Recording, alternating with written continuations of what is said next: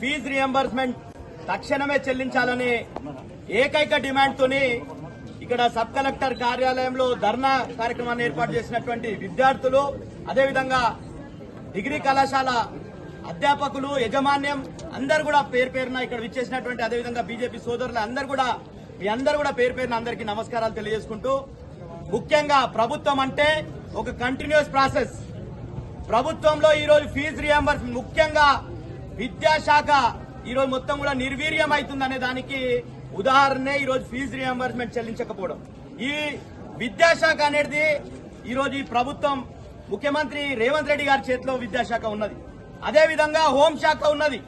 ఎవరన్నా గాని తెలంగాణలో ఎవరన్నా ఇట్లా రోడ్ల మీదకి వస్తున్నా, ఎవరన్నా ధర్నాలు చేస్తున్నా వాళ్ళ హక్కుల కోసం అంచివేయడానికి హోంశాఖ మంత్రి శాఖను కూడా ఆయన్నే పెట్టుకుని ధర్నా చేస్తామంటే కేసులు, అన్ని రకాలుగా ఇబ్బందులు ఎదుర్కొంటున్నటువంటి పరిస్థితి మనం తెలంగాణలో చూస్తున్నాం. వీళ్ళు ఏం చెప్పారంటే 6 గ్యారెంటీలు ఇచ్చిర్రు. ఆ గ్యారెంటీల గురించి మీ అందరూ కూడా తెలుసు. ఆ గ్యారెంటీలతో పాటు రేవంత్ రెడ్డి ఏమన్నాడంటే 7వ గ్యారెంటీ ఇస్తున్నాడు. ఏంది 7వ గ్యారెంటీ? ప్రజాస్వామ్యం ఇస్తాడంట ఆయన.